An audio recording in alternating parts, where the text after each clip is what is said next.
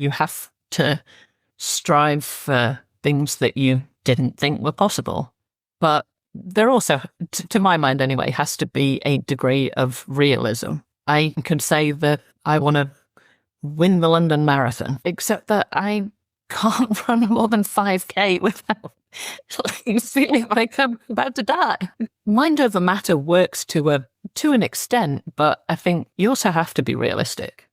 Yes, in sport, I think you have to have some degree of kind of believing the impossible to be able to train as hard as you do and push your body as hard as you have to. But I think if you go in with a mindset of, I can achieve anything, you're setting yourself up to be disappointed, because the reality is that you can't. I'm not saying you can't achieve anything, but it isn't practical to be like, I want to win Olympic gold medal in fencing. Well, I don't know how to fence. No matter how much I want it, it's not going to happen.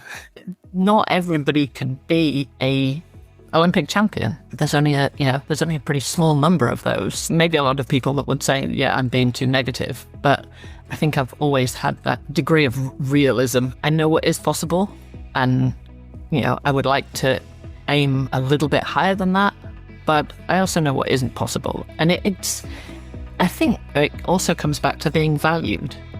It's like, just because I didn't win the medal myself doesn't mean that my part in that wasn't valuable. It all comes back to creating the team environment where everybody knows and understands that each part of the team plays a valuable role, and each of those roles is important to get the overall result.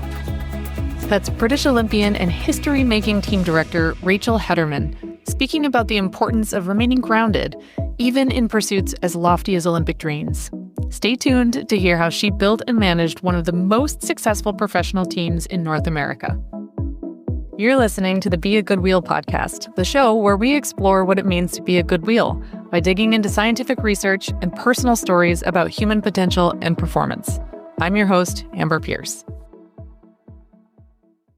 Today, we welcome to the show Rachel Hedderman, a British Olympian and history-making team director. Rachel turned pro after taking a hiatus from her career as a chemical engineer.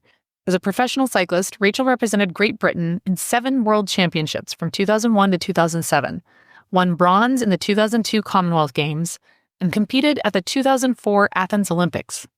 Her career highlights include multiple international UCI victories, 5 second-place finishes in the Great Britain National Championship road race, 4 track national championship medals, a bronze at the cyclocross national championship, and so many North American results I lost count.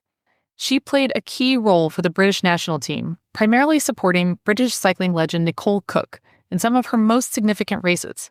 I had the honor of being teammates with Rachel and learning from her and riding in support of one another.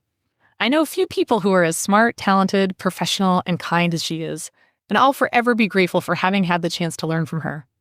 Brushing up on her plumbers for this episode brought back wonderful memories of racing together and underscored the depth of wisdom and expertise she has to offer. But her career didn't end when she stopped racing.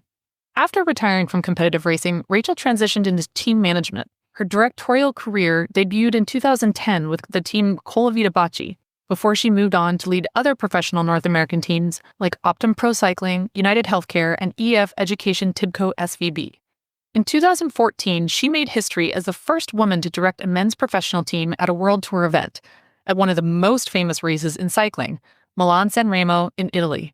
Her tenure at United Healthcare was particularly remarkable, as her team amassed 40 wins, 99 podiums, and over 200 top 10 finishes in a single season, which she managed to accomplish while navigating the transition to motherhood.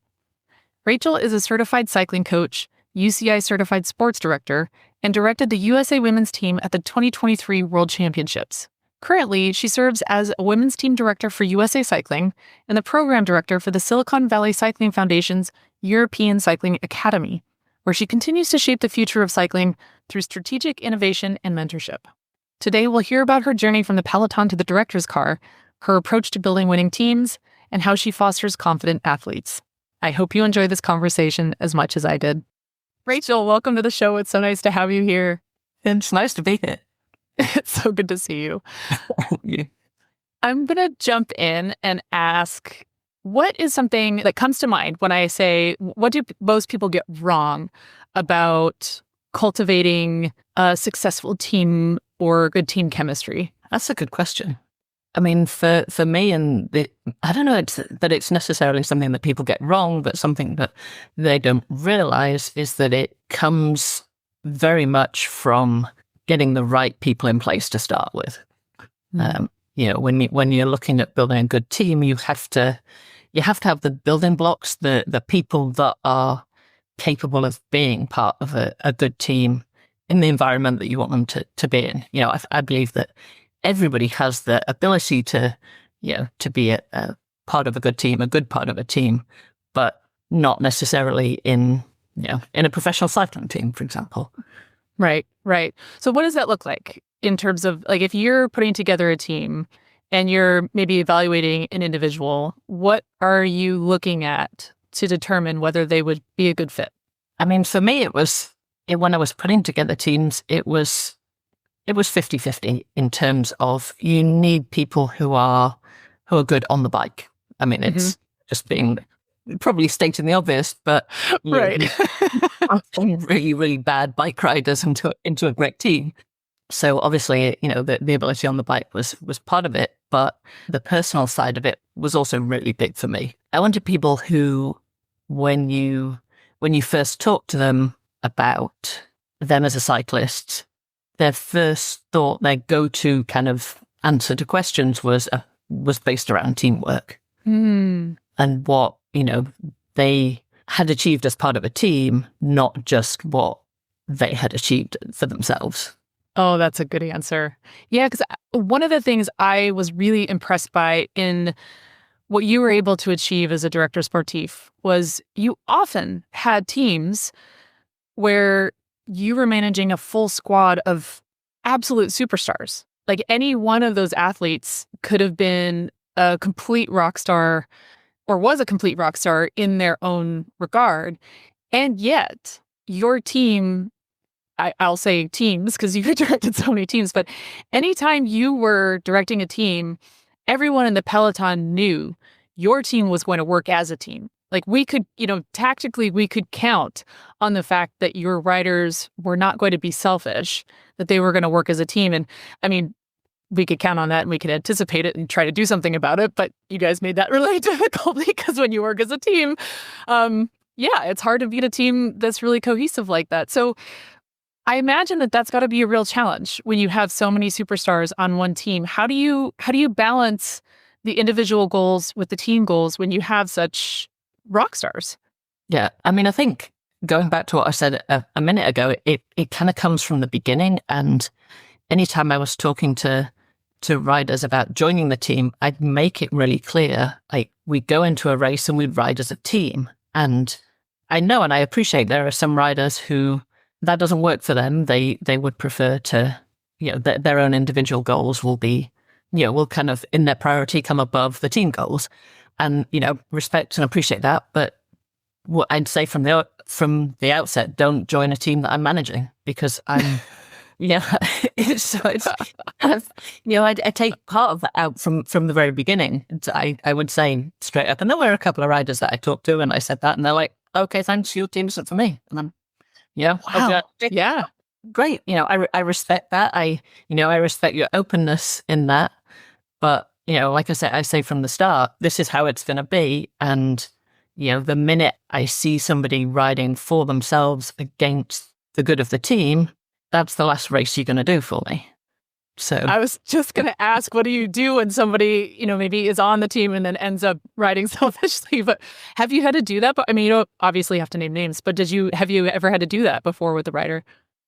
There's no big kind of, no big instances that come out. There may have been, maybe there were times where for individual races where I was like,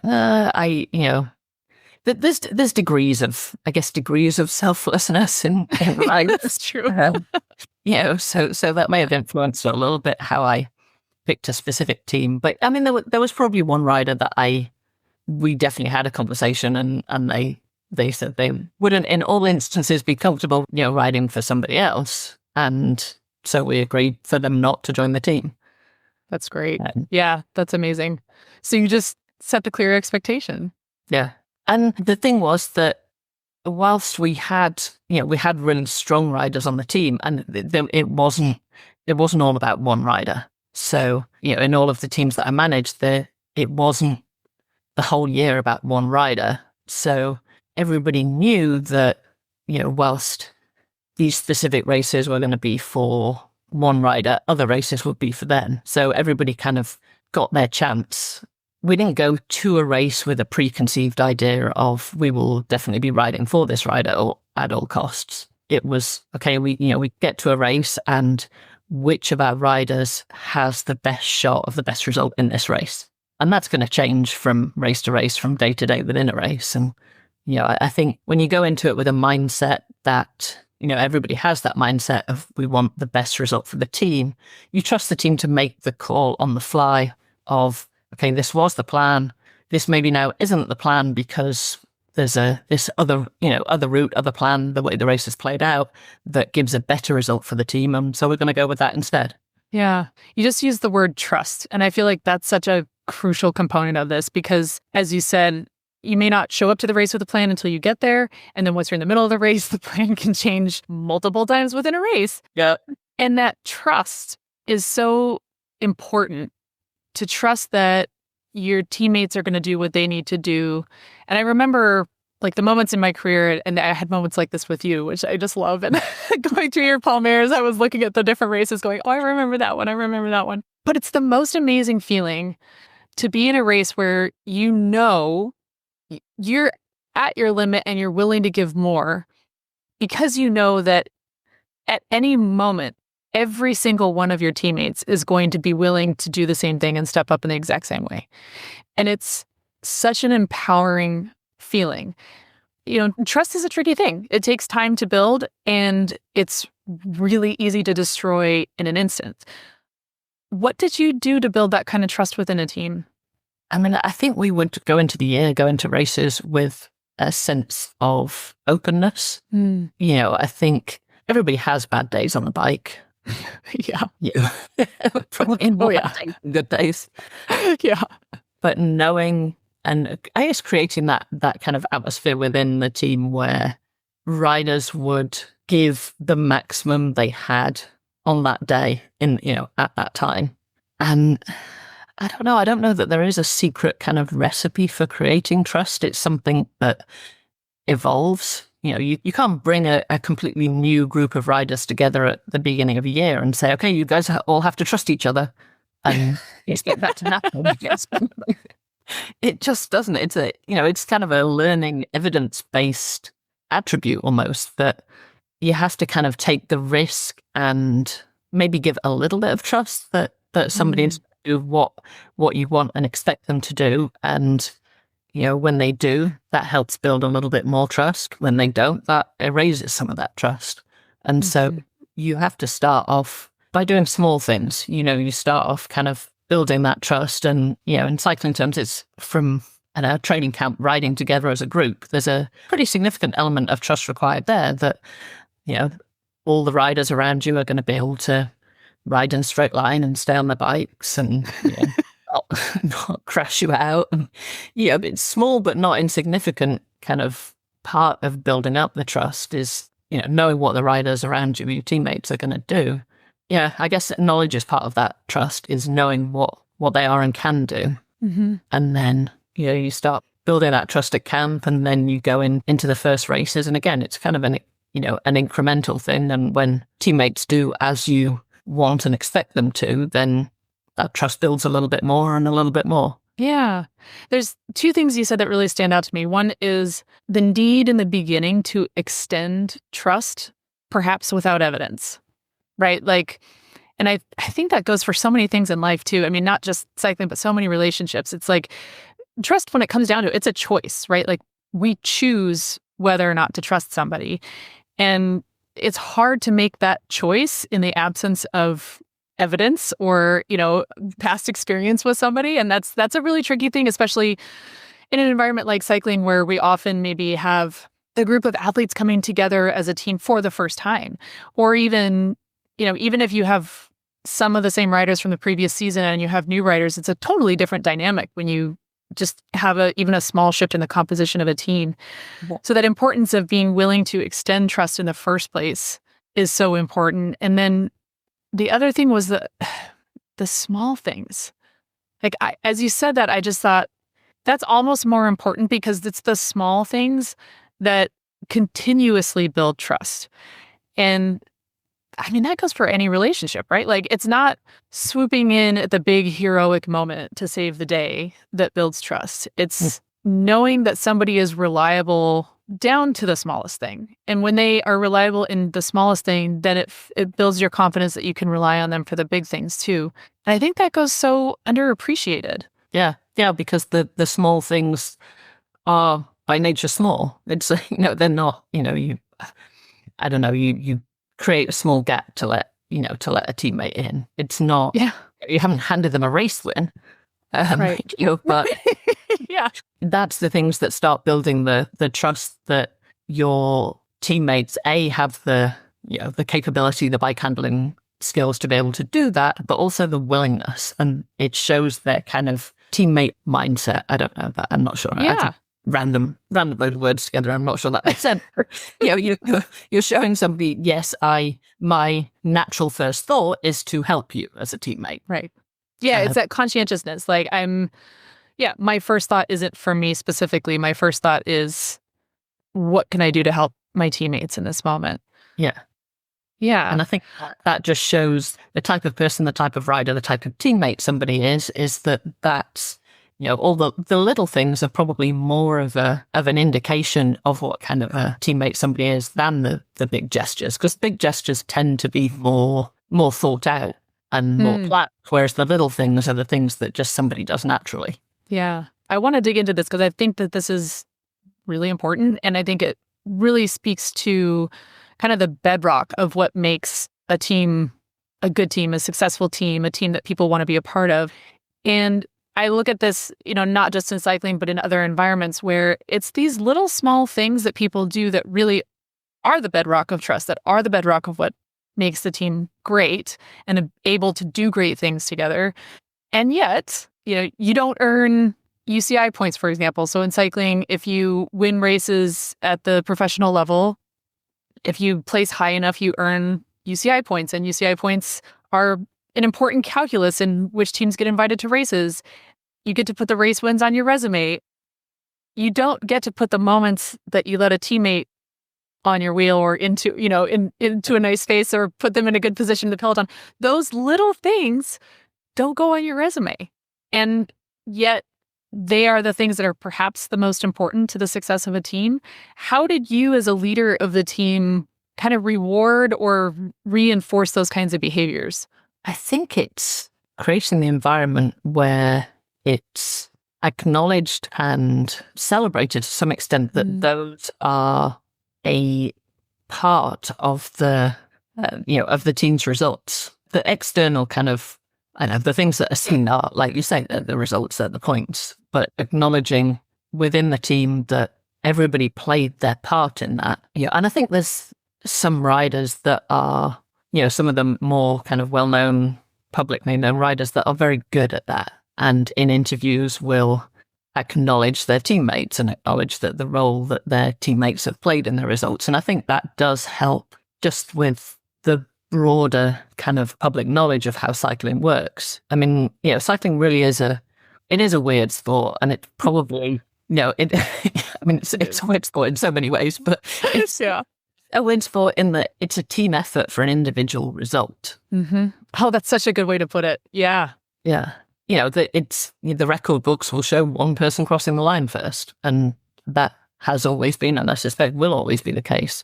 To somebody from the wider, non-obsessed with cycling public, the realization that it takes an entire team to get that result isn't inherently there. So the more kind of the public figures within cycling recognize that, not recognize, but like voice that, the more people will realize it. But I've tried, and I can't think of any other sports where, the same thing applies. I mean, in a lot of team sports, there'll be the superstars that, the quarterback or whoever it is that's scoring all the goals that might get more recognition than other players on the team, but the other players on the team all still win, like officially win. Whereas in cycling, they don't. The only person that officially wins is the one person that crosses the line first. Yep. The other thing that you mentioned that I think is closely tied with this is openness. And that I think is another important element. I think that speaks a lot to trust. What was your experience with openness on the teams that either that you raced for or that you managed? I mean, I think as athletes, we tend not to want to admit weakness. You know, it's just inherently, I think part of being an athlete is you want to kind of portray strength and confidence at all times. And I think creating an atmosphere where people feel comfortable saying, like, I'm having a bad day, or this is it, this is all I've got today. You know, I am doing the absolute best I can, and this is it. And this may not be that impressive, but right now, this is all there is. And, you know, I'll give you every pedal stroke I can, but that's it. I don't have any more today. And accepting that that's okay. You know, in a team environment, it can be hard to accept that, you know, I wasn't able to do the job I wanted to be able to do today. But I think being able to talk about that within the group, and, you know, I think everybody accepting that everybody else is giving what they can at that time and being able to have discussions about it. And I mean, one of the things that I've tried to kind of cultivate within teams is getting people to understand that if you're giving feedback to a teammate and you're saying, you did this wrong, and I'm sure there's now much better ways of saying that, but when it comes down to it, you're saying, yeah, you did this wrong.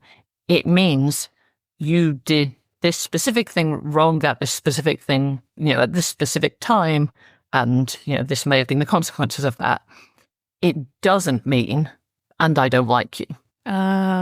It's merely okay, I'm getting you negative feedback on this specific thing, but there's nothing else tied to that. There's no like, and I think you're a bad bike rider because of it, or, and I don't want to be your teammate anymore. And unfortunately, people can take that in their own mind, add that onto it. You know, somebody's giving me negative feedback, therefore they don't appreciate me, or therefore they don't like me, or they don't think I'm going to be any good at this. And trying to make sure people, like, you know, accept and understand that that's not the case. There's nothing else tied to this other than when you did this specific thing at this point in the race, it was not a great thing to have done. That's such a good point.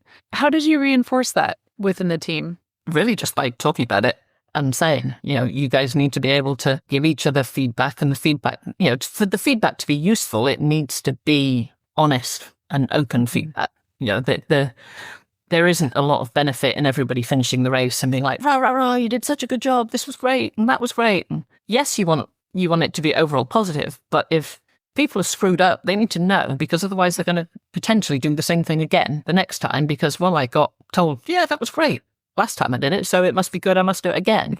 And when I say it wasn't helpful, then they need to know that. But I think, you know, you also have to start off that kind of feedback by just reminding everybody that, okay, give honest feedback, and remember when you're listening to, hearing the feedback, that the feedback is exactly what it says. It's not, and therefore, you know, these are the many negative things that you're imagining come after it. Oh my gosh, I know. I have so many examples in my head popping up of times I got feedback and I totally thought like, oh, this person hates me.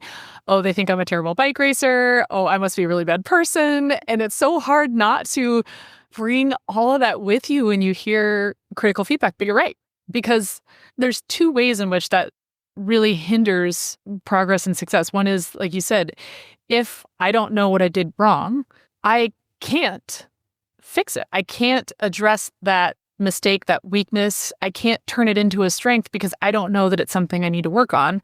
So that's a huge disservice to your teammates. And then the other thing about it is, if I can trust that if I do something wrong, my teammates will tell me, then I don't start making up other stories in my head of like, ooh, maybe I did something wrong and my teammates are mad at me, but they don't want to say it. I can trust that I know exactly where I stand with them at all times. So there's these two really wonderful benefits of that that are so important.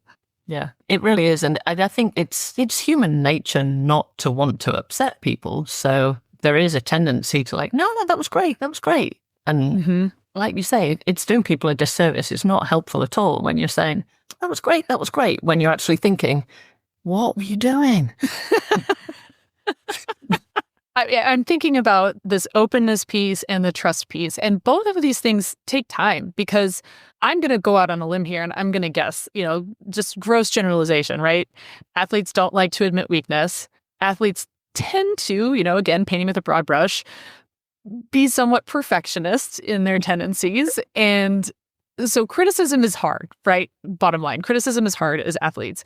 Trust takes time. So you maybe at the beginning of the year, hypothetically, say you bring this whole group of athletes together.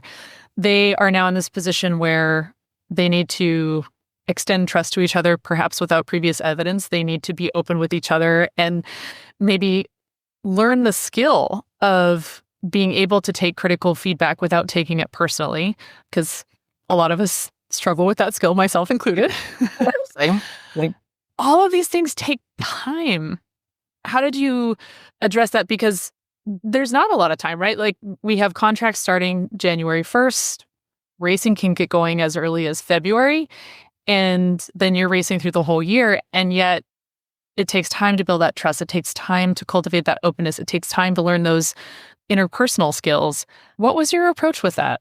I would quite often start the year, we'd have a training camp to start the year, and we'd have a meeting pretty early on, just, a discussion with all the riders where a kind of getting to know you, but not just I have one sister, this is where I was born, this is how many years I've been my bike. Some of that we'd include, just so people could generally get to know each other, but also what are your strengths and weaknesses on the bike, but what are your goals for the year? What would you like to achieve as an individual this year? And one of the things that did was it gave all the riders an opportunity to hear what their teammates wanted to achieve that year, but also recognizing, and I'd say this as we started the meeting, recognizing that just because you have said that one of your goals is to win X race doesn't mean the team is going to ride for you in X race. Because if you're not the team's best shot of winning the race, then unfortunately we're going to ride for somebody else, somebody who is. But it's not the easiest conversation to have, because I think whilst athletes don't like to admit weakness, they also, a lot of time, don't want to put themselves out there and go out on a limb and say, I want to win this race, because then if they don't, then they failed. Mm-hmm. So that element of kind of uncomfortableness in having the conversation, I think, does help to bring the team together from the start. That's one part of it. Another part of it is, a rider has said, I want to win this race, and you go into that race and the plan isn't to ride for them anymore. Well, the plan that, that the rider that you are riding for knows that there's somebody for whom this might have been their season goal. And that's what they're getting up to support you as a rider.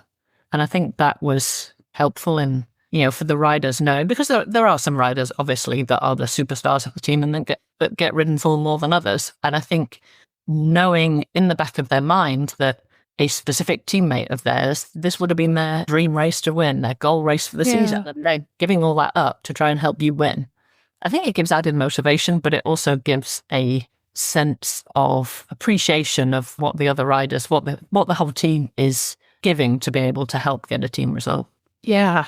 I've said this before on the podcast, but I think it's really apropos right now. I don't know when it was, but a long time ago, I came across the kind of the etymology of the word sacrifice. And it's the original kind of literal meaning of it is to make sacred. And that was something that this part of what I loved about road racing in particular was, if I was a part of a team win, if a teammate won and I had played a significant role in that, it felt so meaningful, as meaningful to me as races that I won for myself. And then in those races where I had teammates working for me, those results felt so much more meaningful than any, sure, I can go and do a local race and might be able to win it on my own. And that's fun. Don't get me wrong.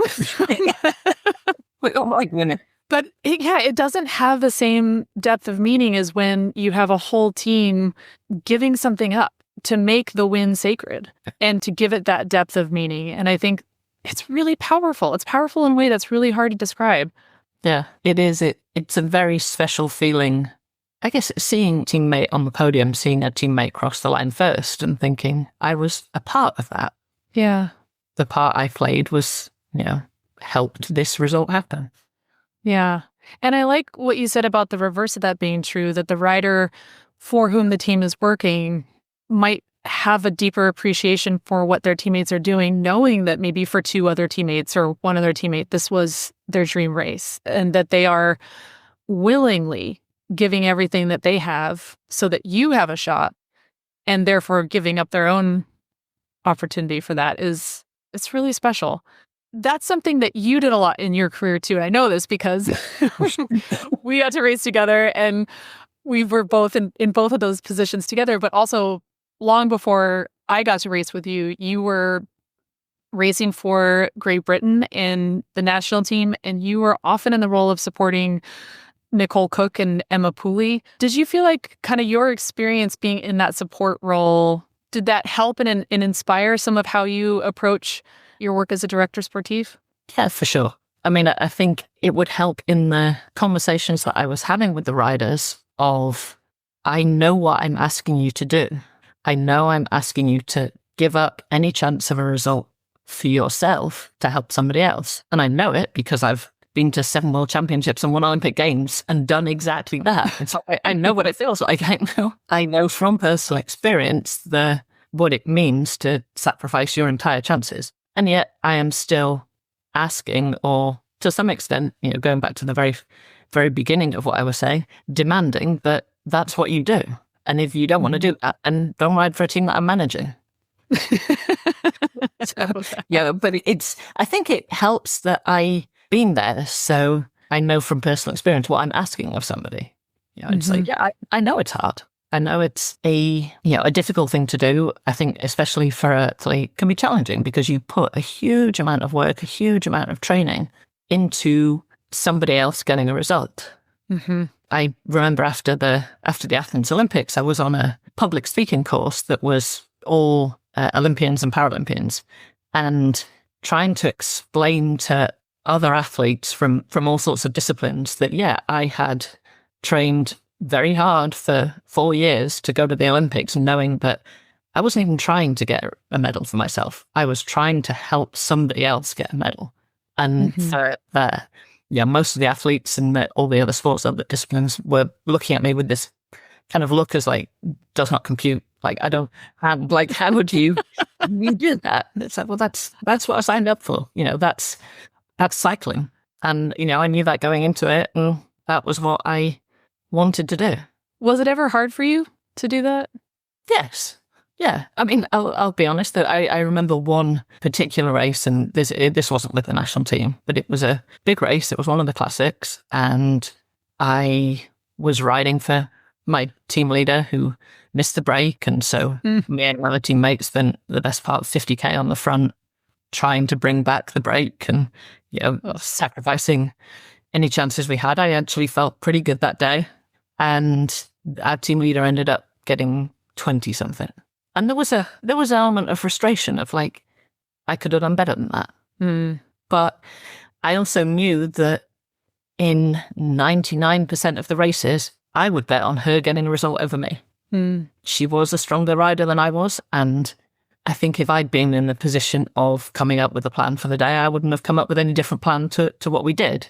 History and results show that she was the better bet. I would have bet on her too. But it wasn't easy. It wasn't easy knowing that I could have got a decent result in a big race, but I gave away that chance to help somebody else try and get a result. And in the end, they didn't. But that's bike racing. And it didn't affect how I went into any of the subsequent races because, like I said, she had a bad day. And unfortunately, when you're the team leader, it's just a little bit more obvious when you have a bad day. Yeah, that's true. You get away with hiding and you have a bad day, and few people will notice, but generally, it's not that obvious. Yeah. When you're the one that's supposed to be getting the result, it's pretty obvious. Yeah. That's not easy. That's not an easy position to be in either. So, and this is one thing, like, I remember talking to you about this, and of course, reviewing all of your palmares for this conversation. You were racing for Great Britain at a time when there were two like really clear standout athletes on the national team. And you ended up being in that support role most of your career when it came to the Olympics, the World Championship. How did you keep a positive mindset around being in that helping role without starting to feel a sense of maybe resentment? Or it seemed to me, and correct me if I'm wrong, so it seemed to me that you managed to keep a really positive outlook on that role, and you never really wavered in giving absolutely everything you had to that role. Whereas I could imagine other people being in the same position as you, maybe not giving 100% or maybe giving into that resentment. And I don't get the impression that you did. And I'm curious if that's correct. And if so, kind of like, what did you do to keep yourself in a positive mindset around that? I mean, it is true. I don't think I ever got to the point of like, okay, I'm sick of this, right for myself. I'm with, I'm done with the support. I think for me, being very honest and realistic with myself about what I could achieve, that did help me. It did make the decision, the mindset, I guess, somewhat easier in that Nicole achieved a vast number of results that I never could. Just being very blunt and honest about it. She was a much better rider than I was. And I got the satisfaction from knowing that I was able to support her, and that I played a part in some of the results that she got. For me, that was what I could achieve.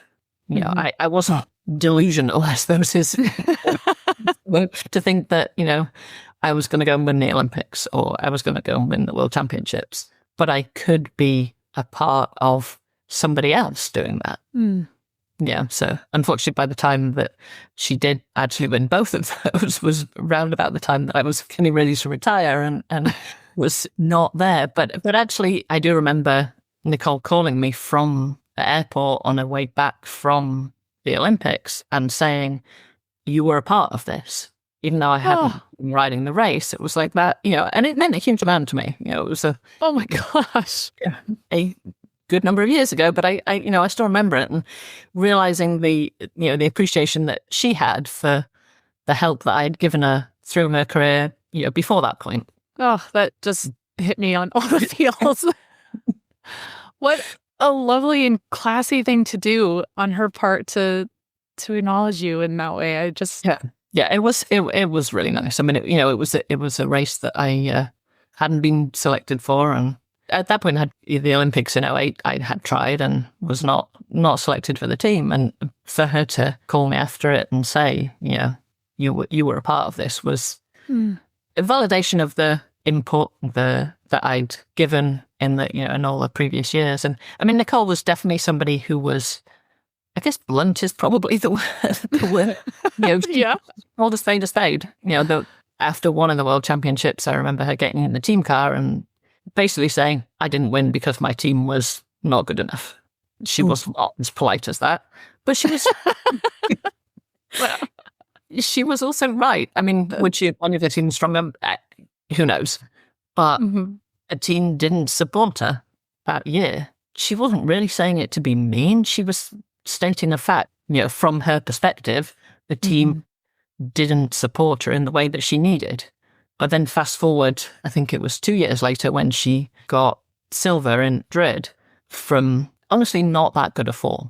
Like that was one of the races where, I was probably going better than she was. Certainly going better than she was, because at times in the race, she'd be like dropping back at a rate of knots and pass me and like, Rachel, don't leave me. And I'm like, okay, well, drop back into the race and to go. But I mean, it showed her strength as an athlete and mental strength as an athlete that she was able to, with really not very good form, get a silver medal at the World Championships. We were watching the men's race the next day and just walking around, and there were a lot of people that she came across that would stop and congratulate her. And every single time, the first words out of her mouth were, it was these two.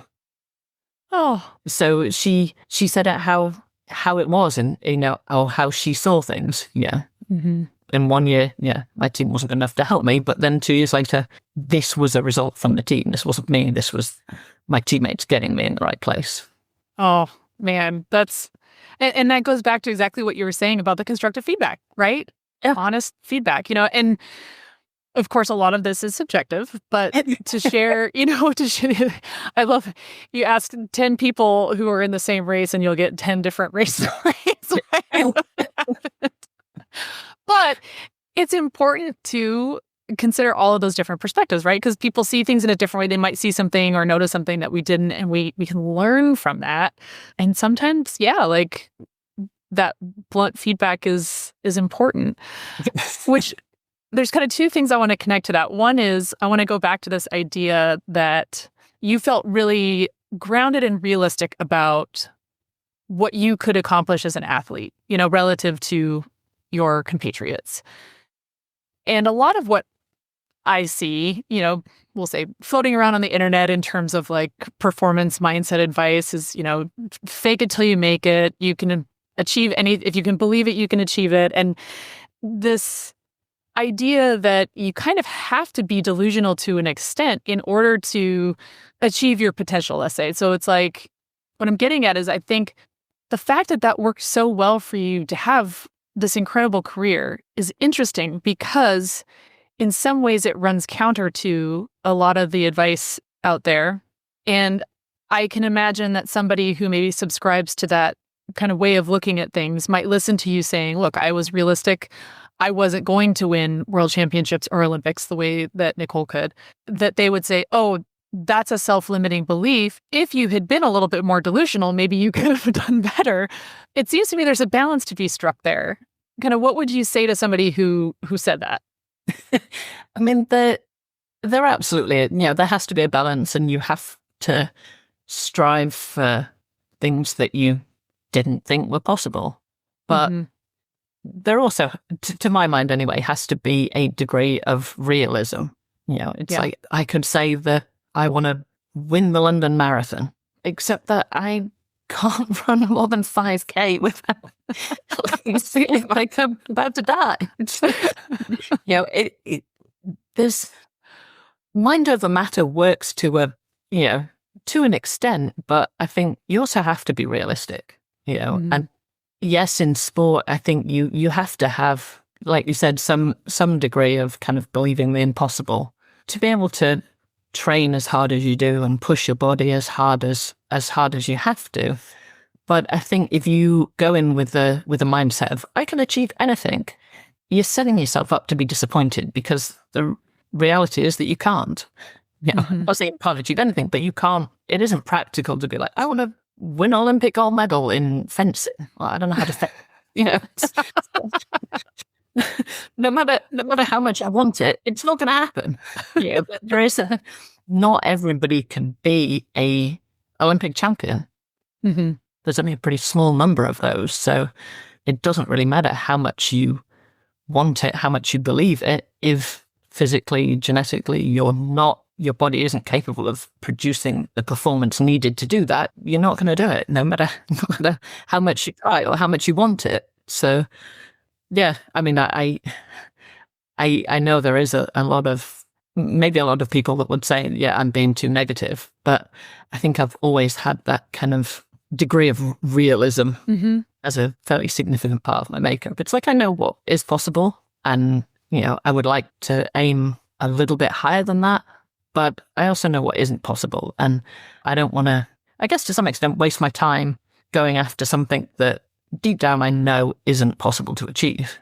I mean, that makes sense. And honestly, none of what you're saying strikes me as being negative at all.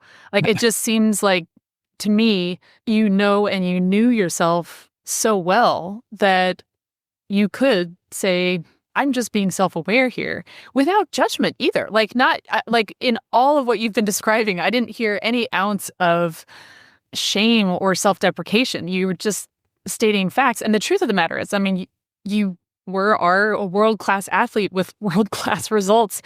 And the proof is in the pudding. Like, when you were racing, you were among the best in the world, full stop.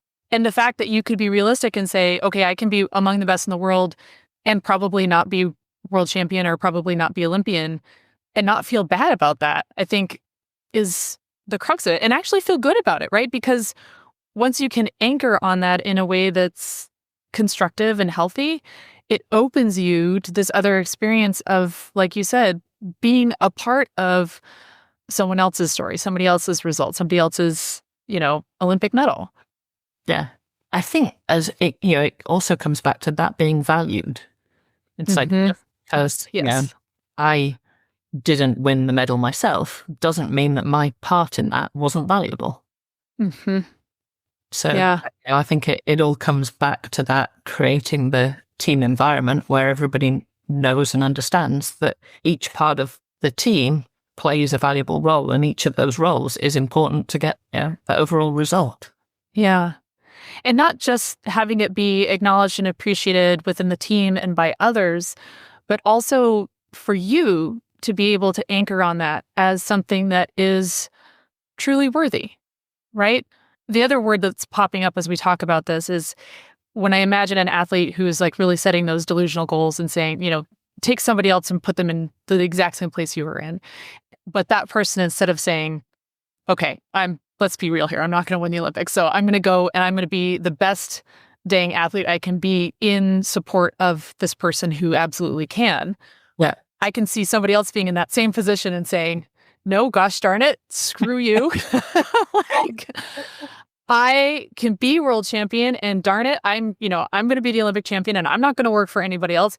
And so not only do you have this maybe unfounded, delusional, inaccurate view of your potential, which sets you up for disappointment, but it also breeds a sense of entitlement in a way that robs that individual of the chance to savor a role that could be really meaningful.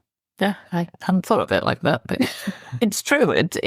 I got a huge amount of enjoyment, fulfillment, satisfaction from helping Nicole in a lot of cases, but helping a teammate get a result. I think if I'd been of that mindset that, I can do anything I want, I can win every single race, then I wouldn't have got such enjoyment from helping somebody else. So I think that degree of honesty and realism with myself allowed me to appreciate what I was achieving so much more.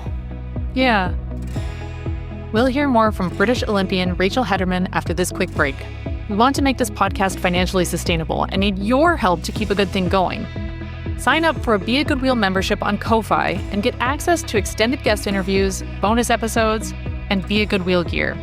Monthly memberships start as low as $3 per month. Go to ko-fi.com/beagoodwheel to join other members who are supporting the show.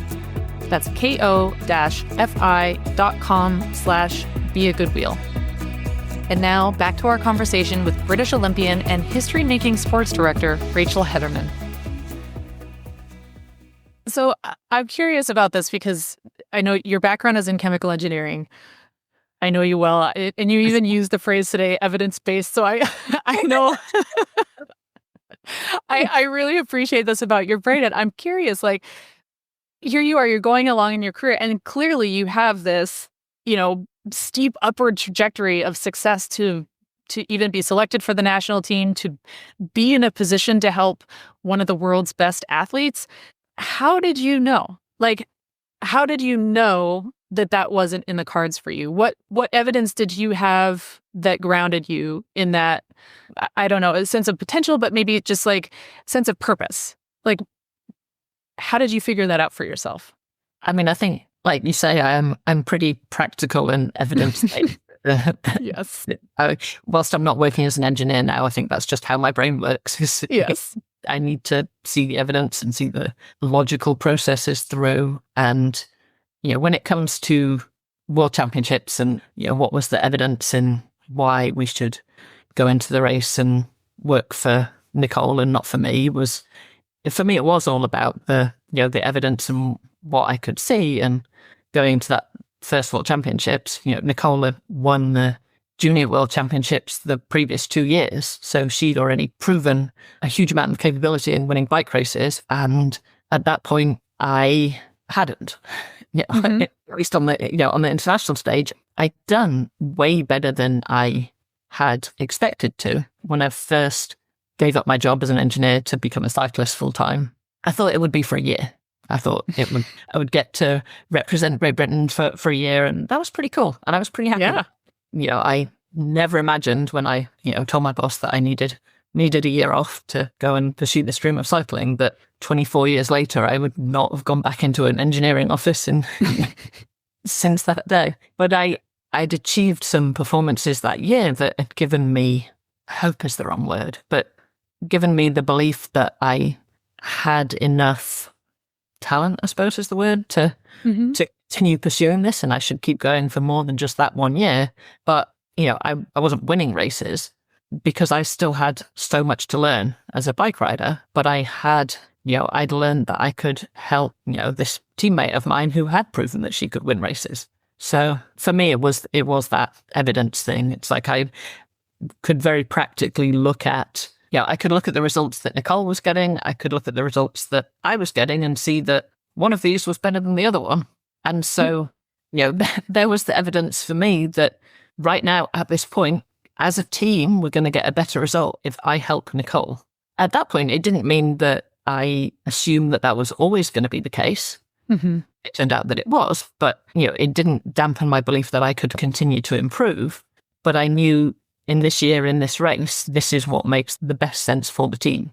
Yeah, that makes a lot of sense. Yeah, the reason I ask is because I'm imagining young athletes who are kind of on that upward trajectory thinking, well, if I don't have the goal of going to the Olympics, then, what am I even doing here? And I think it's really valid to just state for the record that it's okay to have other goals. Like, you can still perform and have experiences at the highest level of the sport without going to the Olympics or having the goal of going to the Olympics. Like, that's valid, like there is, especially in cycling, where there are so many different roles that can be played that are crucial for team success. Yeah, and there are so many riders that make a really good career out of being a support rider. And raise his hand. Yeah, it's hugely valuable, and it's necessary for a team. But there are some riders where maybe as younger riders they had aspirations to be the winning rider, and realized as they went on that either that wasn't possible or they actually got more fulfillment from being the supporting somebody else being the winning rider. I really felt that I got a lot of fulfillment out of being the support rider, and I think that ended up being like a great niche for me. But I think the reason I was able to embrace that role and find so much meaning in it is because I had experiences on teams like with you, where you do have teammates who appreciate that, and you do have leadership that appreciates that, and you can find that fulfillment and meaning in that kind of a sacrifice. I think it would be really hard to build a meaningful career, I think, being a part of teams where that's not acknowledged or that's not valued. Yeah, for sure. I think it's it's really important that it is valued and appreciated, because every athlete has to sacrifice something in other areas of their life in order to be an elite level athlete. So the riders that are winning all the races are not necessarily training more than the riders that are helping them, the riders supporting the riders that aren't winning races. Everybody, to some extent, is putting in the same amount of work, the same amount of effort, but some riders are just more, genetically, they're more talented than others. So those are the ones that are winning. And it doesn't mean that those riders that are the support riders are trying any less hard or, sacrificing any less or putting any less effort into it. So that needs to be appreciated and celebrated, the effort and the sacrifice, the work that everybody is putting in, not just the winners. Yeah. So I know from my personal experience, not every team does this, unfortunately. And you having raced for as long as you did in this kind of a role, did you ever find yourself on a team where this wasn't valued and appreciated? Probably. Yeah, I don't know. That's a good question, actually. Well, so the reason I'm asking is this. So in cycling, for the folks who may not be as familiar with kind of the inner workings of the sport, we typically, at least when I was racing, we typically had 12-month contracts with each team. And some of this is changing now, thankfully. But so there's a lot of turnover. And so almost every year you're starting with a different team. Even if you stay with the same team in name, chances are it's going to change in composition. It might even change in leadership management. You might have a different director. So there's a lot of flux and instability, and you don't always get to choose who your teammates are, who your director is, who the leadership is. And, so even if you want to be on a team where this is valued and it has this kind of a culture, that's not always something that's within your control. And given that people might find themselves in situations where this kind of trust and reliability and teamwork that we've been talking about isn't as valued as they like it to be, I'm wondering if you found yourself in those situations, what you were able to do for yourself or for your team to kind of keep a positive outlook, to keep a sense of trust and teamwork and camaraderie going, even if that wasn't coming from leadership or any other kind of aspect of the environment. Yeah. Yeah. And as you were talking then, I started realizing that maybe one of the reasons why I was so unable to answer the previous question as to whether that teams where it wasn't appreciated is that I early on realized that not appreciate it for myself, that's probably the wrong way of putting it, but a lot of my motivation didn't necessarily come from external sources. I think a lot of it, I was internally motivated. I think probably for me, one of the examples of that is for me personally, my best performance at World Championships was the one time I didn't finish. The one of the races that I didn't finish the race. And I went into the race. I'd recently been, the beginning of that year, been dropped from the national team in terms of funding. They went through a phase, they decided that they didn't need support riders. I was a support rider, so I was no longer funded. And then they got to World Championships at the end of the year and were like, actually, we do kind of need some support riders. Can you come? Well, and so, yeah, I was like, okay, yeah, sure, I'll come race. But I went into that race with the mindset of, I need to finish this race feeling that I have done everything I possibly could have done today to do my job, to play my role on the team. And I don't care what anybody else thinks. And for me, that was probably, that wasn't the way that I always was. I think, earlier on, I probably needed more kind of external confirmation that I was doing it right. But yeah, at that particular time, I was like, no, I really don't care what any of these other people think. It's like, I need to feel that, I can honestly say to myself that this was everything I had on that day. And I remember thinking that in the middle of the race where I was sat at the back of the field and not having a particularly good day. It wasn't a great day. I was like, I'm not feeling it today. I can't get my elbows out enough to fight to be where I need to be in the bunch. And we're going up this climb, and my one job in this race was on the penultimate lap to get to the top of one climb and string out the bunch before we get to the bottom of the next climb, so that Nicole could attack. And I'm going up the climb, and I'm like, I don't know if I can do it.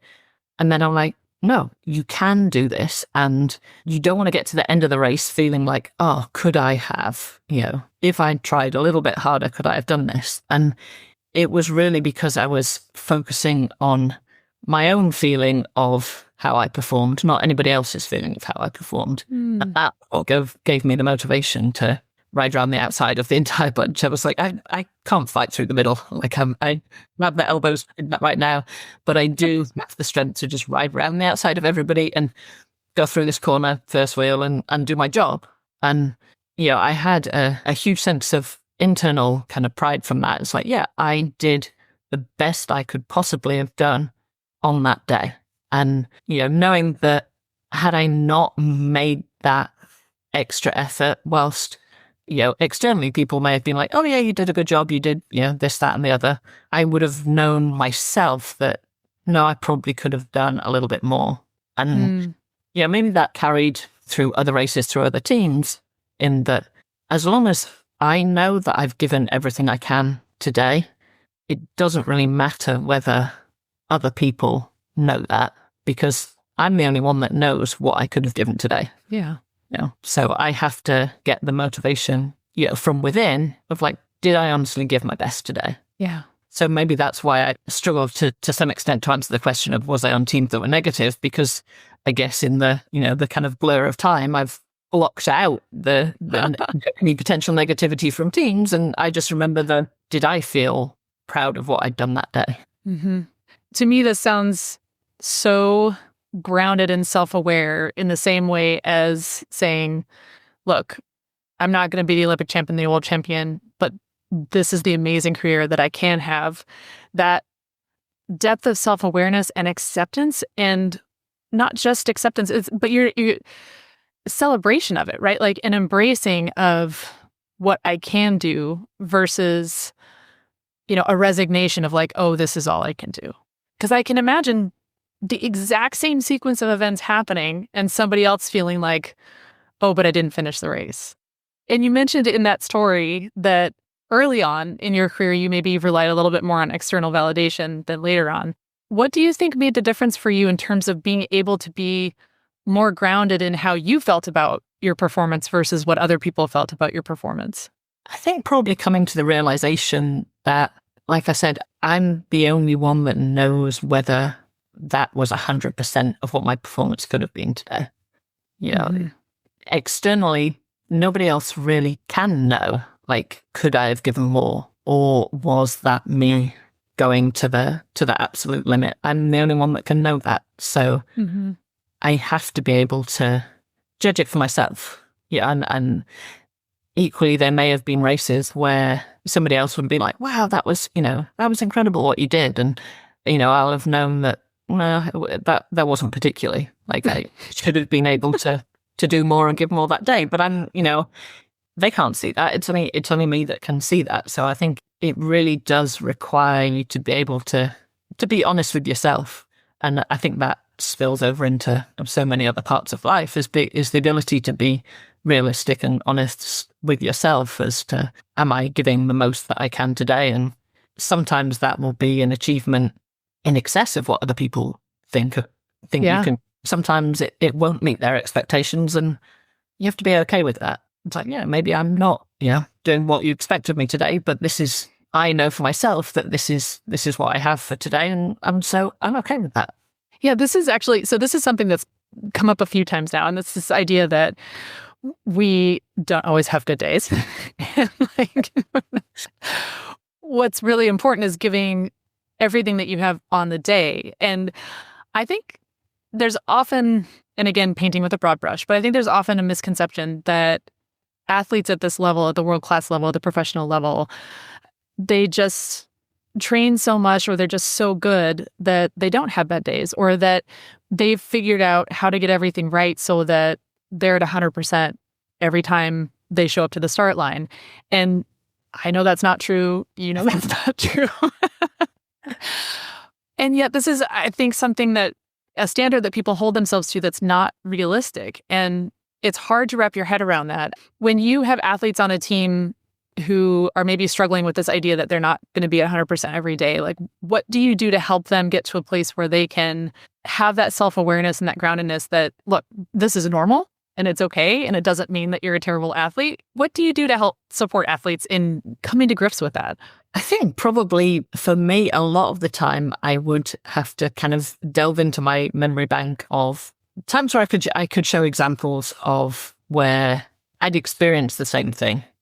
I'd experienced not being at my best, not feeling great on that day, and being okay with that. I think you have to try to give people examples and let them know that it's okay. It's okay if you're having a bad day.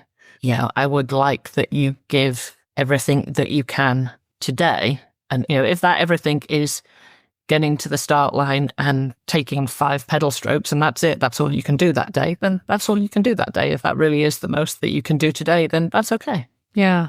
I think with a young child, I have to remind myself of that at times, that I will go into days where I'm like, okay, today I'm going to help him read 3 books and do a whole page of sums and tidy his room. And, I have all these grand plans of this amazing put together mother that I'm going to be today. And I'm really going to help him. And, it ends up being like, okay, is he out the door with like shoes, jeans and a shirt, with shirt on? Yes. Okay. All right.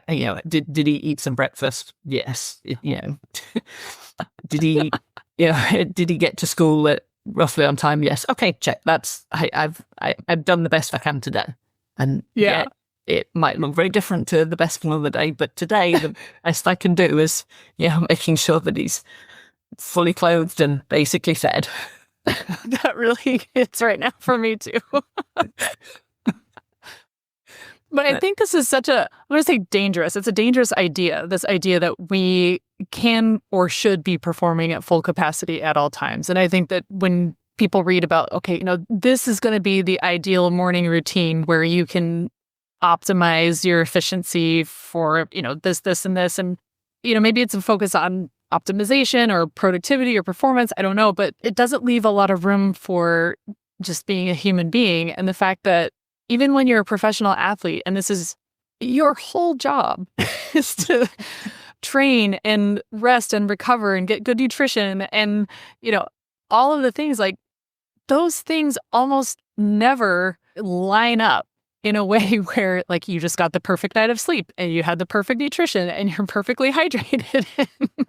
There are no, dramatic crises happening in other facets of your life. Like the idea that you would show up to the start line of a race or even wake up on a day at an actual 100% is so rare.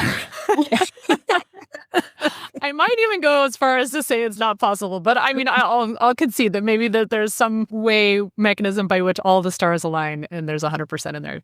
But realistically, like it just doesn't happen.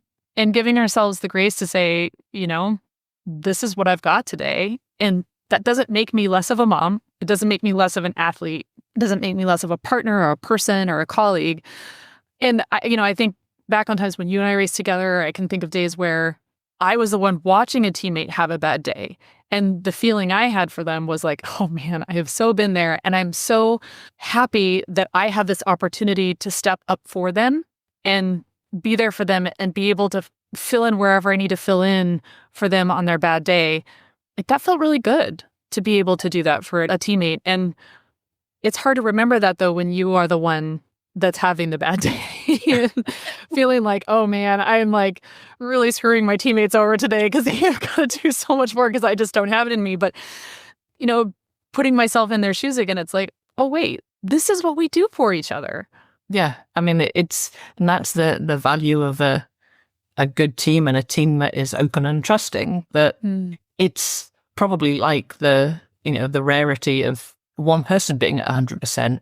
That it's a similar rarity of like every single one of the team being like on a absolute perfect day. It's it's pretty rare. There's always going to be somebody who's having a bad day, but when you have a team that has that kind of mindset of like we're a team, then you can overcome the fact that somebody is having a bad day because the rest of the team is pulling together and heading in the same direction, and the team can kind of carry that day's one slightly weaker link along with them to still kind of race the race how you want to race it.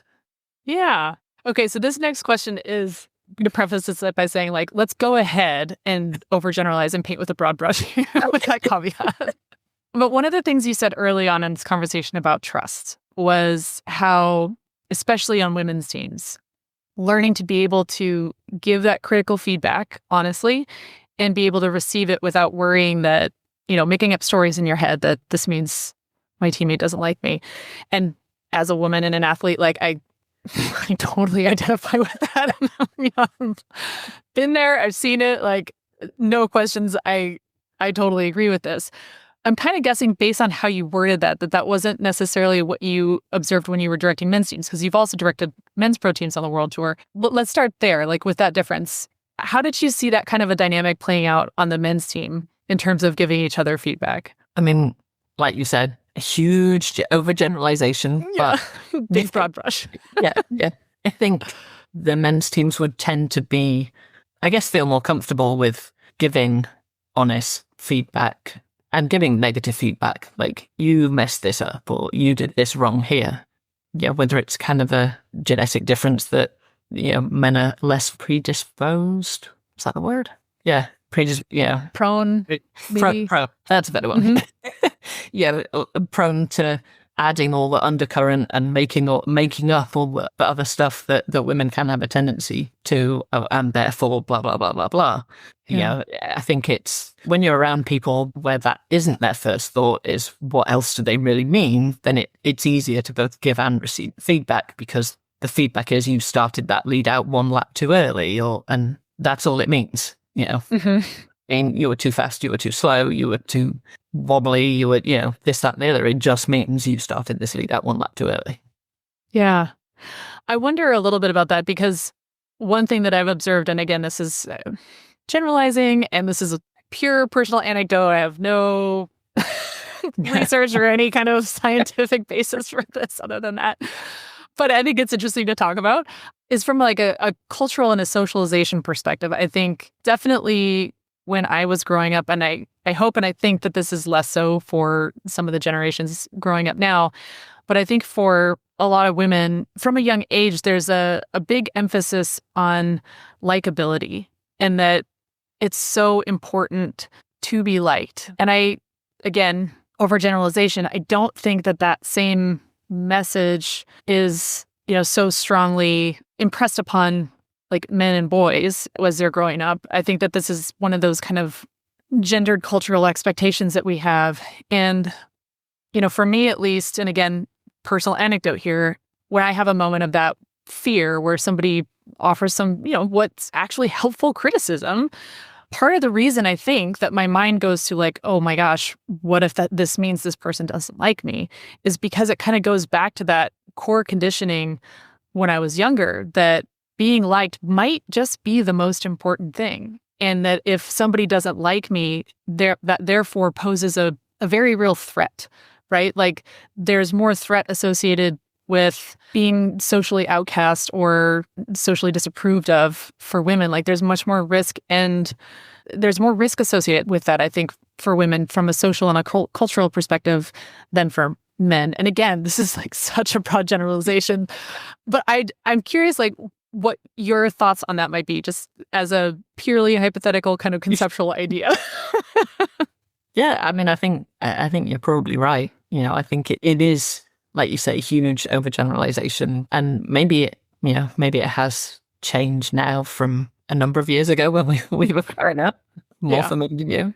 That boys would have a tendency to fight over disagreements, and they'd have the fight, and then it would be done, and it's all over, and now they can just kind of get on with things. Whereas girls don't tend to have that kind of physical outlet, and in some ways ability to like, okay, let's deal with, to some extent, the fight is dealing with whatever the problem is right now. Right. Not condoning fighting, but I think sometimes that disagreement is dealt with there and then moved on from, and it doesn't fester and doesn't linger, and it's not really thought about after that immediacy. So maybe there is something that we can learn from that, and not in terms of fighting being a good idea, but in terms of we deal with whatever the problem is right now, and then we move on from it, and it shouldn't become continue to be a problem because we've dealt with it and we've moved on.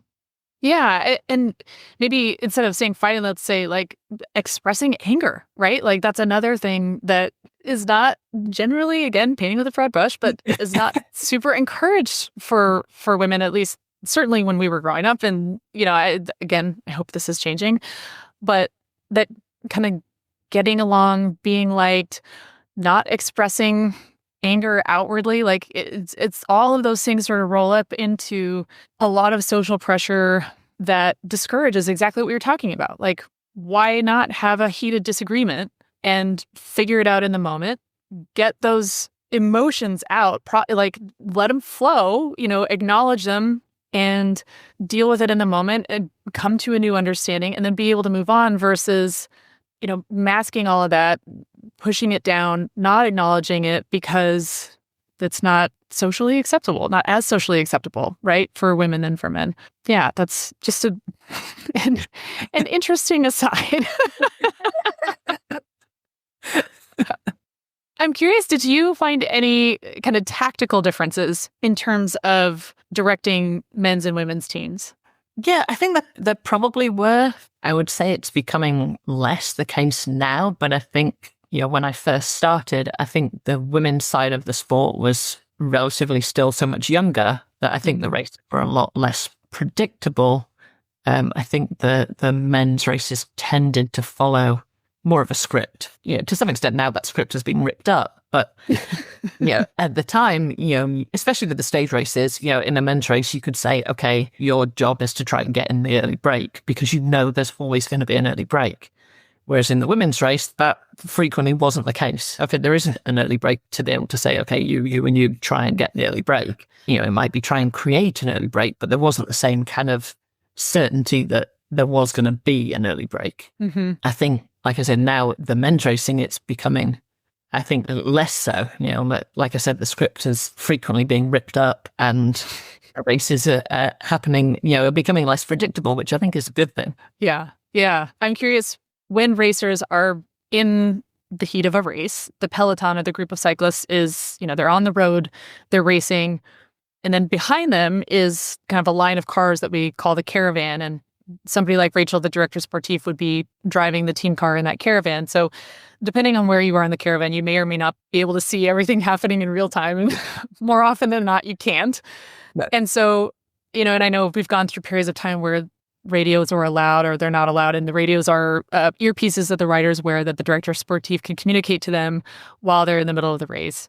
But oftentimes, radios or no radios, the race is unfolding very quickly. And it comes down to the riders themselves making split-second decisions about what needs to be done in the moment. And those decisions are very tactical because how they respond to another team's move is going to determine the probability that the team is going to get the result that they're looking for. So even with a director sportif in the car with good visibility and a radio, it's not always possible for you to be kind of like puppeting your riders directly. You really have to trust them to make those tactical decisions on the fly.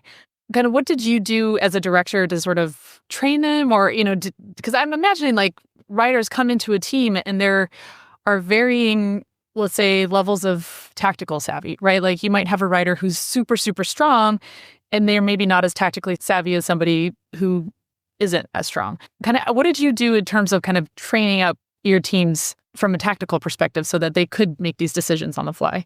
So, I guess there's a couple of things. I would always tend to try to have a team captain on the road.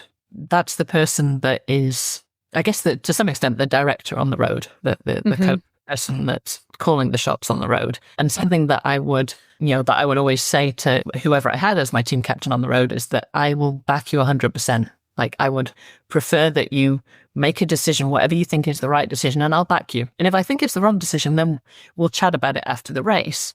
But I'm always going to support you in making that decision. So don't ever be scared to make a decision. Oh, wow. And I think that's important because you don't want a team captain to be frozen by fear of making the wrong decision. Yeah. So that was part of it. And the other part, I think, is when you're going through the team plan with the team is trying to explain the thinking and the idea and the theory behind, maybe not theory, but behind what you're trying to achieve. So it's not so much, okay, rider A, attack at this point in the race for the sake of attacking at this point in the race. It's like, what do we achieve by that rider attacking at that point in the race?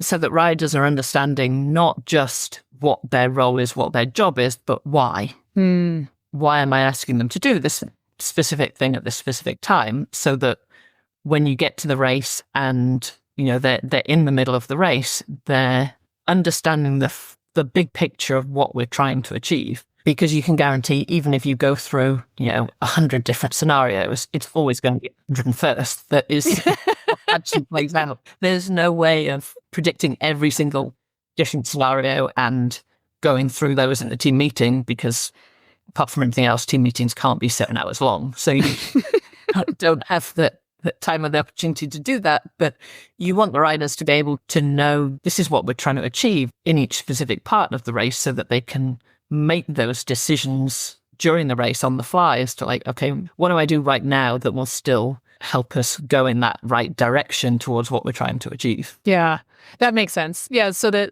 for example, like you might assign everybody a particular job, but the overall goal is, look, we don't want this to come down to the whole group coming to the finish line together for a big old sprint. What we really want is a break, ideally this person in the break, but we'll take any break over, everybody coming to the line together. And then that gives the team some more flexibility to work with. That makes a lot of sense. They understand behind it and the why, not just the what. Yeah, so you're really empowering the riders on the day to be able to think on the fly, not just like, oh shoot, what do I do? But what's the decision that I can make right now that's going to achieve what our greater aim was? Maybe it's going to be a different means to that end, but we're still aiming for that specific end. That makes a lot of sense. And as a writer, I really appreciate the fact that you don't condone 7-hour meetings. And I was laughing as you were saying, even if you go through 100 scenarios, it's going to be the 101st. And I'm like, yeah, we'll tell that to my brain before our race. That's what my brain loves to do, is go through the 100 different scenarios. Well, what if this happens? What if this happens? Even though I know I can't predict anything and I can't do a darn thing about it until the race actually starts. And yeah, thanks for nothing, brain. So just as a fun kind of like a fun one, what's one of the funniest or weirdest things that ever happened to you when you were racing? Maybe in a race specifically, or if there's something that was outside a race too. Funniest or weirdest things? I'm sure there have to be a lot. Can't remember now if we were teammates at this point. The Philly bike race, when the women's field caught the men's field. Oh yeah, we were teammates, but I don't think I was at that particular race that year. So yeah, for those that don't know, the Philly bike race was a huge bike race. In fact, that was one of my first international races, and I remember being like sat on the curb before the race, and having come from racing in the UK, where you went and you did a race in the middle of nowhere, and there was a man and his dog watching, and that's the entire spectators. And suddenly being in Philadelphia with, I think they had tens of thousands of people watching the race, and I remember being on the curb in tears, like, what am I doing here? Like, what? I just don't know what I've let myself in for here. I was completely overwhelmed by the whole thing. But yeah, that's an aside, because that wasn't this year. The two races, the men's and the women's race, happen are both on course at the same time, covering the same course, different distances, but the same course. But along the lines of what I was saying a few minutes ago about the men's race being somewhat scripted, there was always an early break, and because it was a super hard course, the men's field would often let the break get quite a lot of time, and so the men's field would go relatively slow at the start because it was a really long race for the guys. I can't remember how long, but I remember it being one of those that was when you talk about 7 hours, this was definitely the women's race was much shorter, so it was also relatively much faster. Mm-hmm. And so the women would tend to race much more from the start, and the organisers would it was timed so that the men's race wouldn't catch the women's race before they finished. But this year, the timings had gone a little bit wrong, I guess, and the men's race was riding slow enough that the women actually caught them. I think probably on the final lap, so they had to stop or neutralise the men's race in order for the women to come past them. Their race. So, yeah, probably one of the very, very few times that ever happened. Philly is I wish that race were still happening. It's such an iconic race, and it really was. It would happen in downtown Philadelphia, and there was a loop that went along the river and right smack into downtown, which is where the finish was, right past the steps where Rocky was, shadow boxing. And like you said, tens of thousands of people coming out. I mean, it was phenomenal. That was a really good one. Yeah. I want to get in a little bit to directing. And, one of the things that's really fun about your career is that you made history being a woman director sportif for a men's world tour team at Milan San Remo and Copy Barkley. Kopi Bartley. Yeah, there you go. And I'm curious. I think we're seeing more and more women kind of come into directing, which is wonderful. Aside from the obvious, like, in your experience, what do you think it is that maybe is most discouraging for women getting into these roles? Or is there something that you think you can point to that is like an explanation for why there are so few women in directing roles? So let's start there. Let's start with that question. Why do you think that is? Why are there so few women directors sportifs on the men's side of the sport? I mean, I think now there are a lot more on the women's side, but when I started, there also weren't that many on the women's side either. Actually, good point. Yep. Yeah, there were a lot more male directors, on the women's side of the sport than there were women. And I could be completely off here, but quite honestly, I think that a lot of the reason for that is that there's a great number of directors that are ex-professional riders themselves. I would say the vast majority. There are some that aren't, but the vast majority are riders who go into directing, whether it's directly after retiring or a few years after retiring, but the vast majority of directors are ex-riders. And for women, a lot of women after they've retired then start a family. And the role of a director is a lot of travel. You're effectively living out of a suitcase for 8-10 months of a year. So there's a huge amount of time away from home. And so doing that whilst raising a family is pretty tricky. That's the not necessarily super exciting or insightful view of it, but I think that is the reality. And I was very fortunate in being able to continue directing whilst having a child and bringing him along to races with me, through the help of family and some very supportive friends who could look after him during the race itself, because that's one bit that it is pretty tricky to be a mother and director at the same time during the race. Yeah. Did do it once when whoever it was that we had that was supposed to be looking after Killian was not able to be there, and I put him in the team car and got in trouble for it. Yes, we'll do it in Belgium.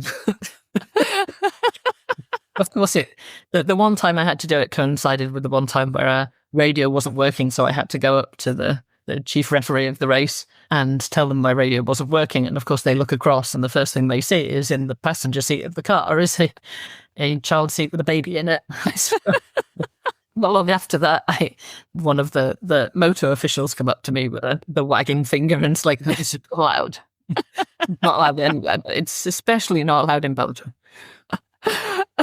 So, oh my gosh. Yeah. But I think that's the reality of it, is starting a family whilst traveling for 8 months of the year is pretty tricky. Yeah, I can only imagine that would be so challenging. Oh, but I'm honestly I'm glad that it's something that you were able to do, not least because you are such a talented director, and I'm so happy that athletes get to experience you as a director. But also, I think, it set such a wonderful precedent that this is possible.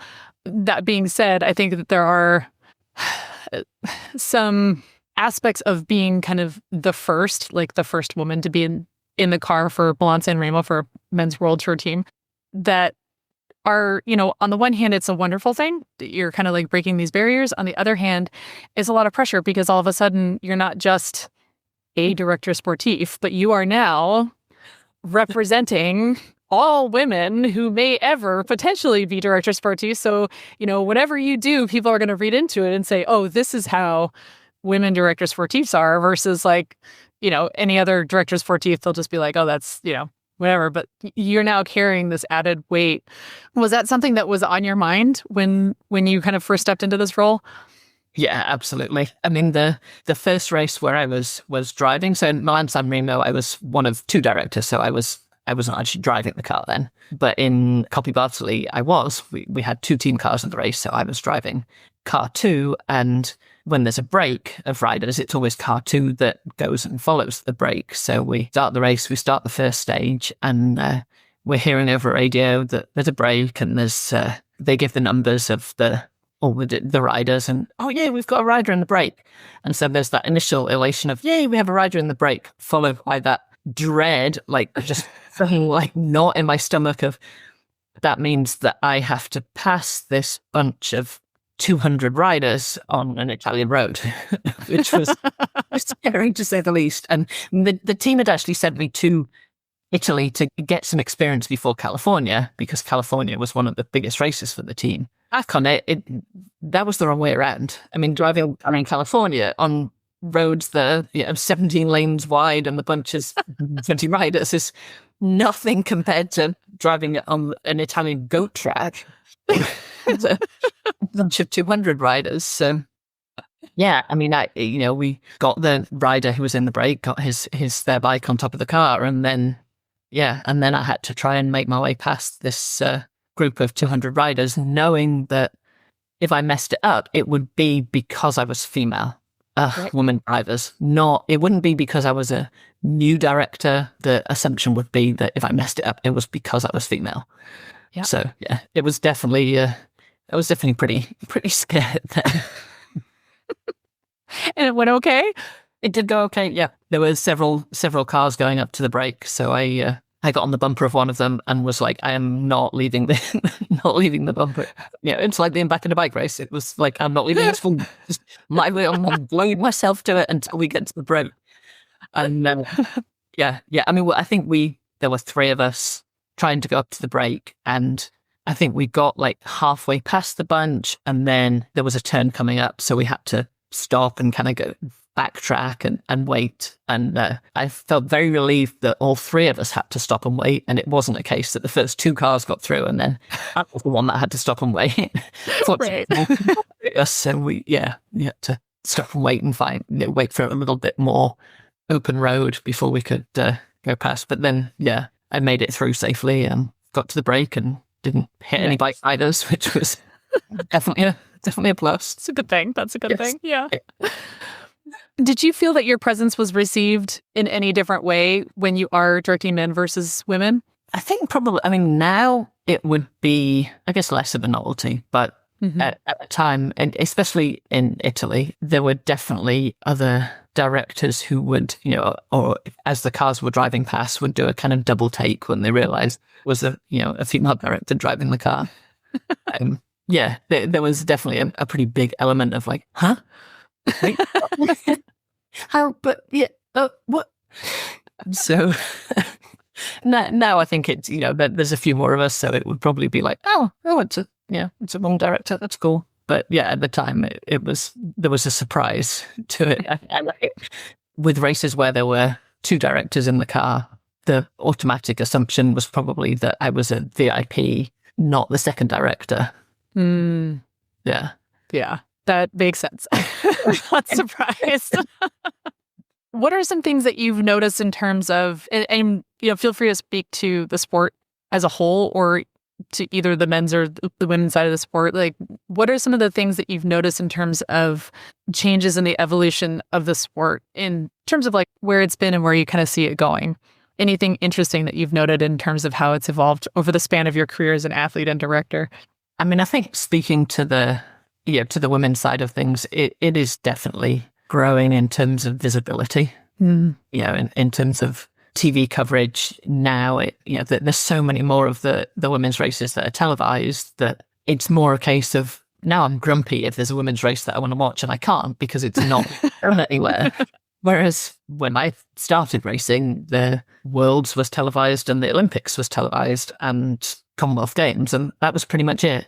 I don't remember any other races really being televised or streamed or shown anywhere other than by the side of the road where they were happening. So, I think that visibility is huge in terms of helping to grow the sport because there's so many more people who can see it, who can watch it and understand that it exists. I think not long before I started riding, I didn't know that women's cycling was even a thing. Same, yeah. that women race bikes. I guess I didn't know that people did that.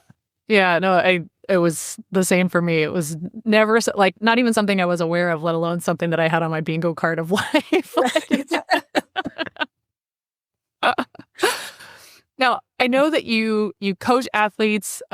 You're also directing for the SVCF academy, which takes American riders over to race in Europe. Like, what's a common thing that you find yourself teaching athletes as they're kind of coming up through the ranks of the sport? Maybe whatever comes top of mind right now is like a very common thing that you find either that athletes struggle with or that athletes find helpful that you as a director or coach kind of impart.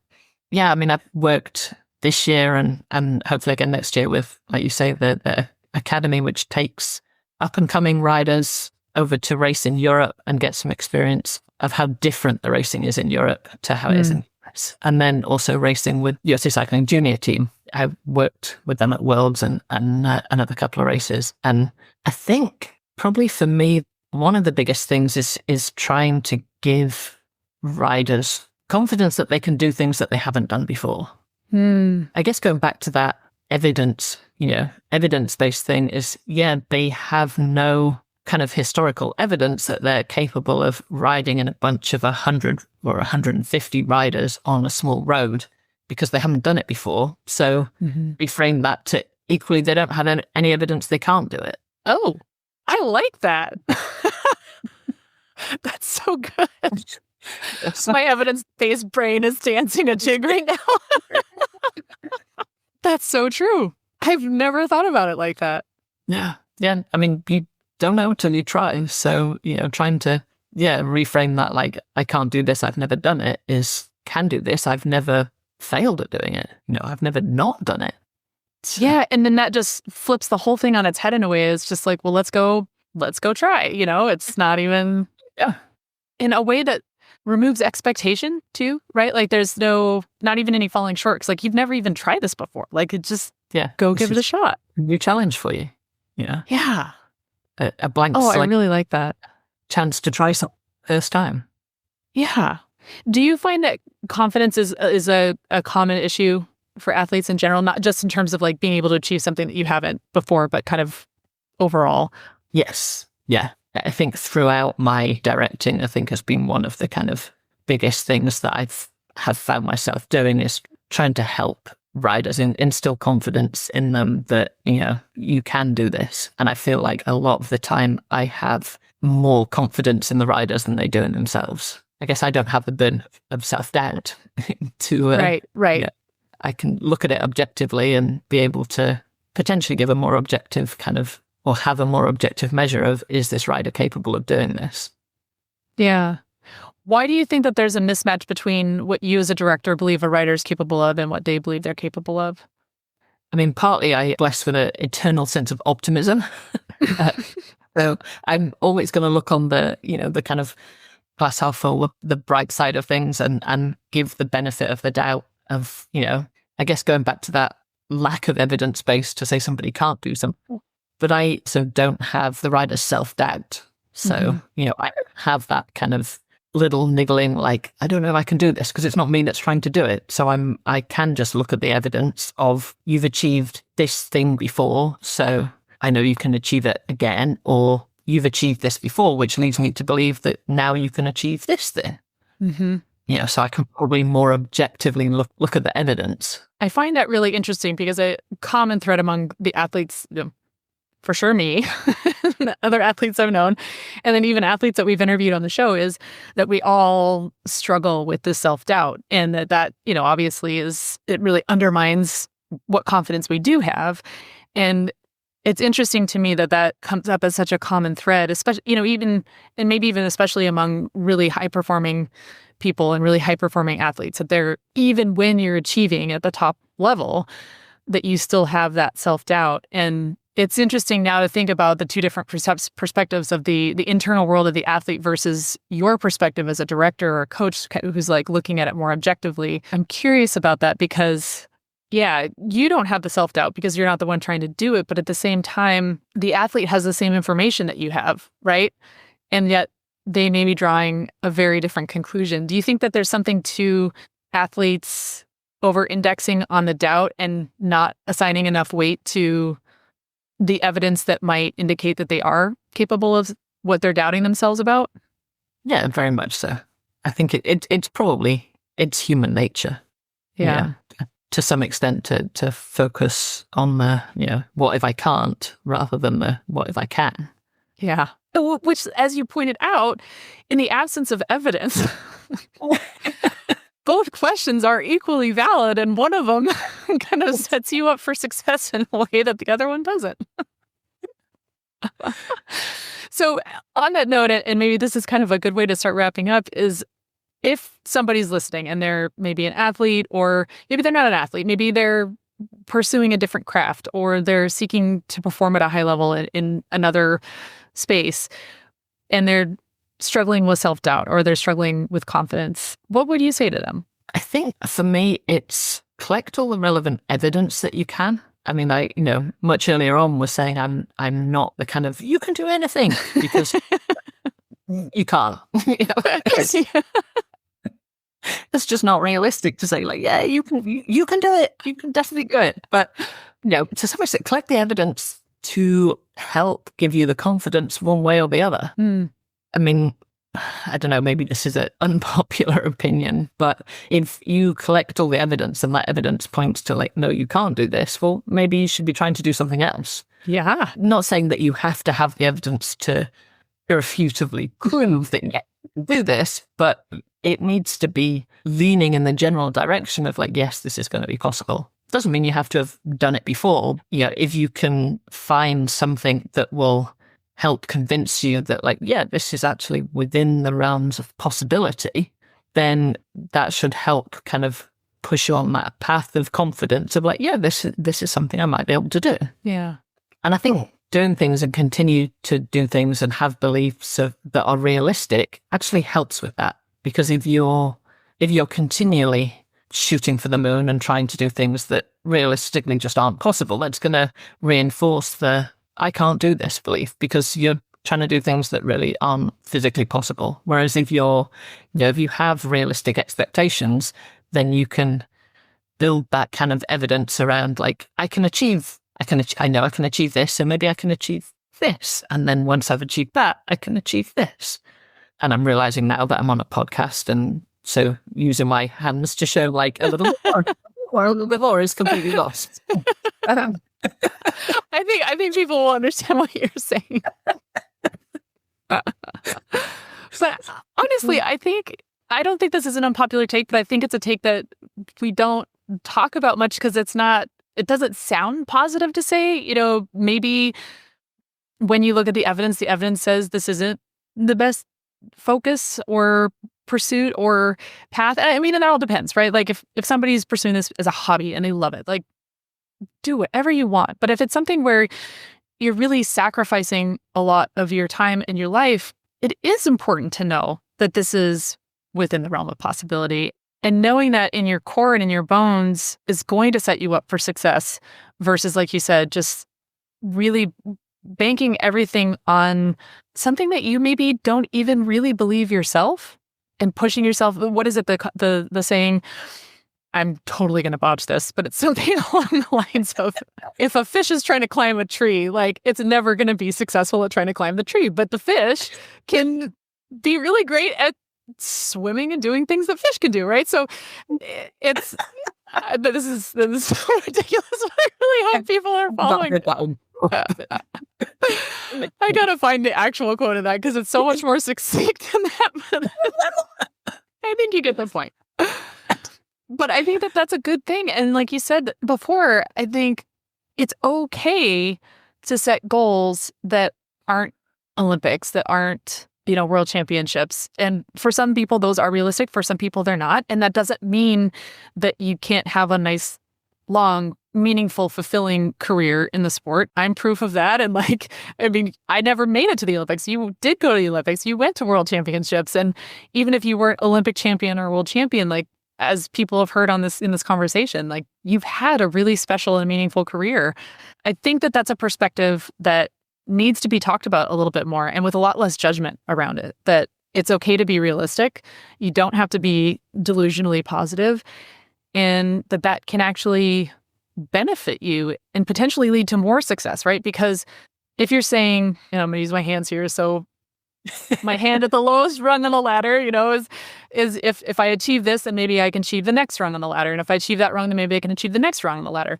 And then you start building success that builds that confidence. And if you just keep going like that incrementally, who knows how far you can get, versus if you're on the bottom rung of that ladder and you're saying, I'm going to get to the top rung.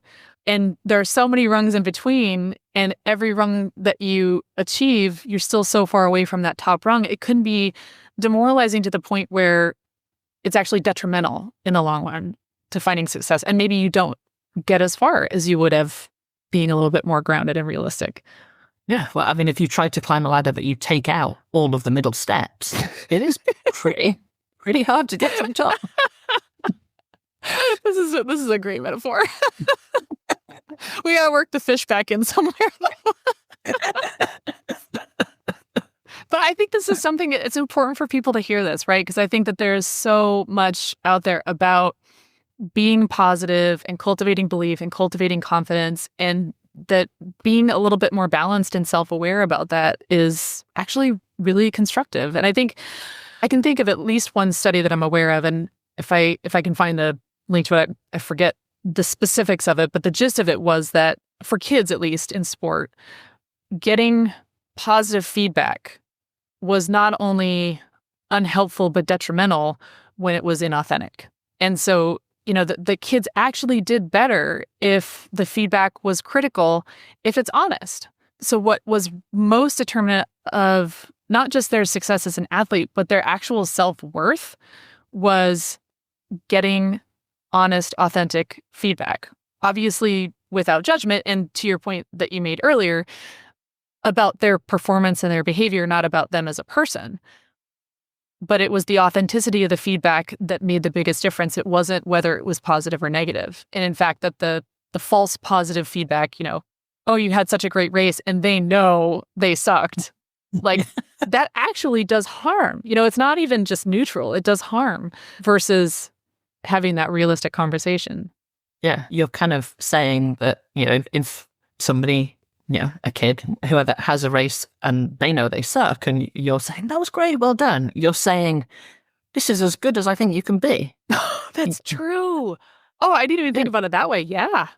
Yeah. So that then kind of reinforces the negative self-belief of like, oh, well, this is good as mum thinks I'm ever going to be, or coach thinks I'm ever, director thinks that this is a great performance for me, and this was a pretty bad performance.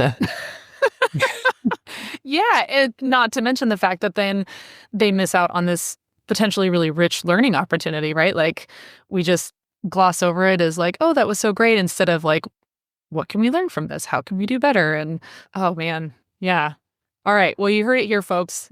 It's okay to be evidence-based. It's okay to rein in the delusion and be grounded, and that honest self-awareness could actually be the key to more robust and resilient confidence, maybe. Well, Rachel, thank you so much for taking the time with us today. This has been such a fun conversation. I hope we get to do it again. I hope so. I really enjoyed it. Thank you. Thanks. In an arena as obviously founded upon competition as sport, there's a pervasive assumption that the more selfishly competitive an athlete is, the better their shot at achieving their goals. But like many things, this is a vast oversimplification. As Rachel points out in our interview, much of our success can also be driven by how we contribute to objectives above and beyond our own individual aims. Certainly, an athlete needs to prioritize things like training to succeed at all, let alone to achieve personal or team goals. But it would be untrue to say that those priorities are necessarily selfish, especially when, for example, an athlete's dedication is what enables their contribution to a team goal or to a greater good. I'm not trying to justify selfishness, but rather to challenge the idea that the dedication required to produce great outcomes need not be justified solely on the basis of individual success. In other words, it's important to remember the meaning and value in contribution, even if it doesn't lead to personal results or accolades. We all know people in our lives who have played pivotal supporting roles, and we know how much those people and their contributions matter. Rachel never won a national championship or an Olympic medal, but there is no trace of regret in her description of her career or her support of her teammates. As she reminds us, there are countless roles we can all play in elevating those around us, and in contributing to outcomes that transcend our own egos and result in breakthroughs only possible through the efforts of true collaboration. Rather than asking what is possible for you, consider asking how you can contribute in a way that enables something otherwise impossible. Thank you for joining us for today's episode. This is an abridged version of the full interview. To get full-length and extended versions of each episode, sign up for a membership on Ko-Fi. Memberships start as low as $3 a month. Check out all the perks at kofi.com/beagoodwheel. That's ko-fi.com/beagoodwheel to sign up. The Be a Good Wheel podcast is produced by our wizard behind the curtain, Maxine Philivon. If you loved today's episode, don't forget to rate us 5 stars. Until next time, thanks for listening and thanks for being a good wheel.